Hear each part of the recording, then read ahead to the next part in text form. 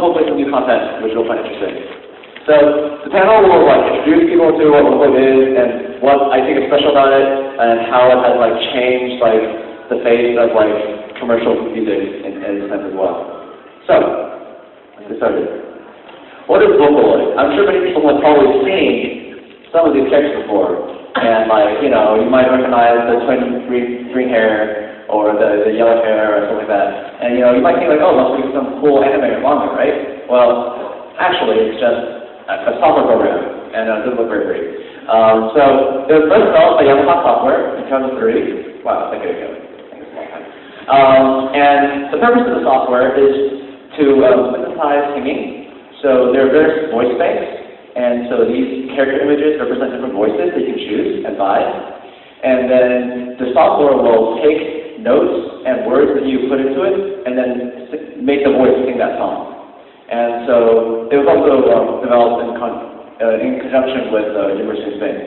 So Yamaha developed the software, and then at the beginning they did not develop themselves, but instead they go to other companies like Zero G Limited, who released the first English version in 2004.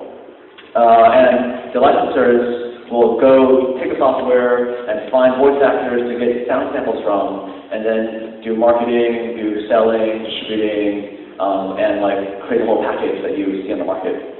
But nowadays, Yamaha also has their own professional, high-level, high-grade versions of Vocaloid software that are really flexible. There have been quite a few versions of Vocaloid. The first one was in 2003, Vocaloid 1. And, it wasn't very big, it was kind of very robotic sounding, and it was not very popular, until only 5 versions were created by various different companies, mainly Zero G Limited and Future Media. And then, in 2006, Yamaha released a new version, Vocaloid 2, and that had a huge explosion of Vocaloid because it became really, really popular, especially in Japan. Vocaloid 2 did not really take off in international markets very much, but in Japan specifically, it became really huge.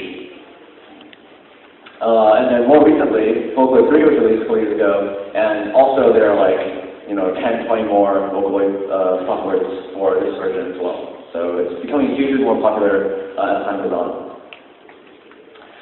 For this presentation, I'll be focusing on the works of Future Media, because their Vocaloids have had a really big impact among the Japanese otaku community, especially the people who watch anime and listen to J-pop and stuff like that.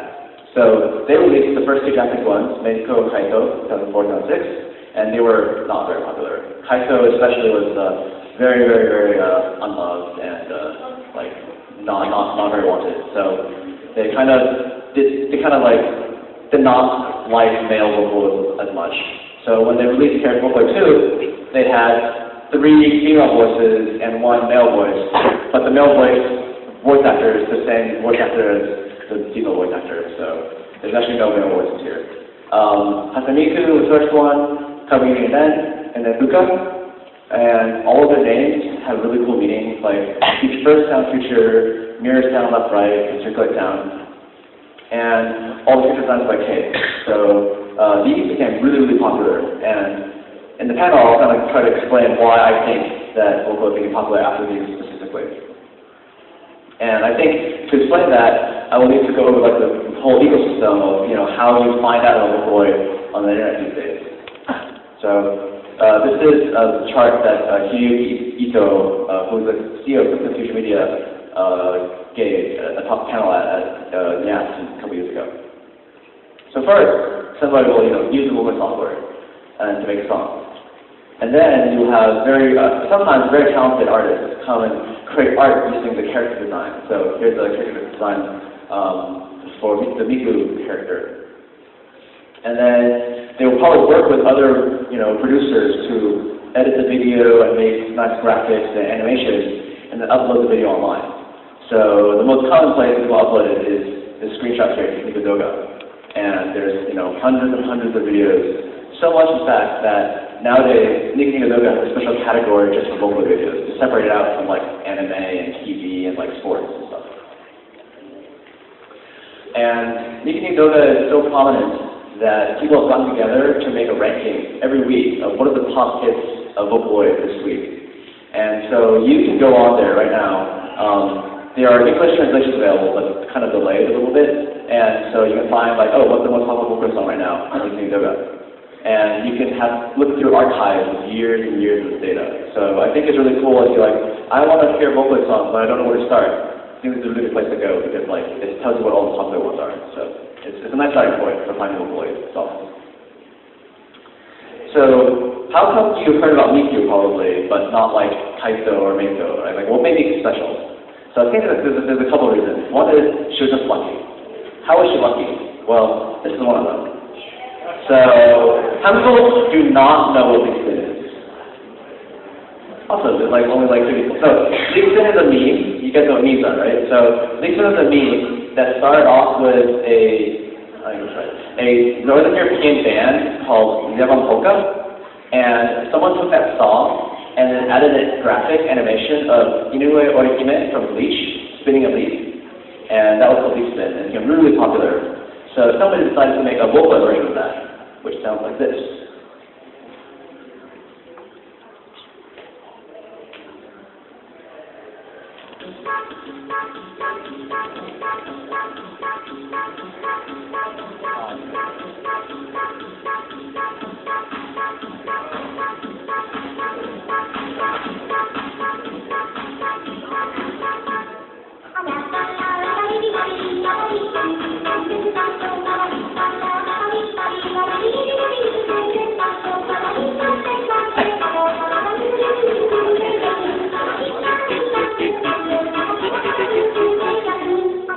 It's really annoying. It was really popular, and it was so popular that Cryptic Future Media asked the author, like, can we take this song for our own purposes and like use it to commercialize and advertise Miku, saying like, oh, you can create cool songs like Leak Spin using Miku the software. So Cryptic Future Media really, liked the song and took it for themselves as well. Another song called Miku Miku Nishi Shitagaru is the #1 Vocaloid song on Miku Doga. Like if you go to the top rankings from pop. And it has become like an anthem or a theme song, such that whenever a new Vocaloid is released, usually someone is going to make like a Miku Miku Shitagaru song using that Vocaloid. So recently, or recent is like a year ago, or a couple months ago, many Miku Doga users and visitors came together to make this collaboration. Minna Miku Miku Shitagaru means everyone, let's Miku Miku. Doesn't make any sense to me. And it's quite awesome. There's a lot of guest art submitted by all the different users that work on the project together.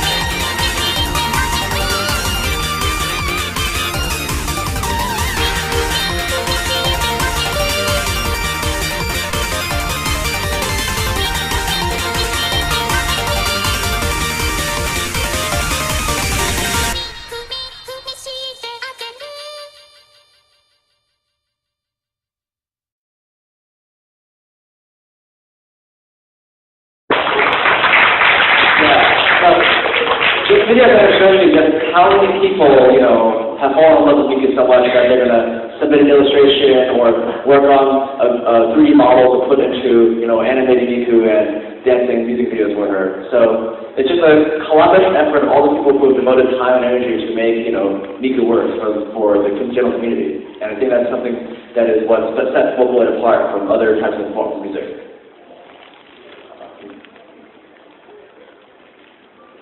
And then thirdly, I think Miku is very lucky to have caught the attention of a certain individual called Ryo, who is a member of Supercell. Is anybody not a member of Supercell? Okay, a few people. So Supercell is a music group that started off making Vocaloid music. And the song that I played when you guys were walking in was Melt, and that was one of his first big hits. And it became really, really popular. And then he went on to compose other songs like Love is War, Block Rock Shooter, War is Mine. And so I feel like one of the reasons why Miku was able to become pretty popular was due to the work of talented artists like Supercell, who composed such wonderful music. And I recommend everyone who has not heard of him before should just look him up online, Supercell. He is now, in addition to Vocaloid, working on a lot of anime songs as well. And I'll go into a bit of details of that later. But I think that Miku was kind of lucky that, you know, Ryo found her to work with.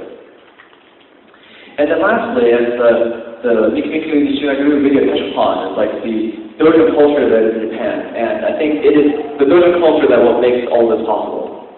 So, dojo is, you know, you basically make anything you want that you want to give to people who have similar interests as you. Dojo means like-minded people. So, at Comic-Con, you have 500,000 people going to either make or sell various pieces of art, such as books, music, games, anything you want. And Vocaloid is one of the things that people have, you know, picked up upon as a way to make stuff with.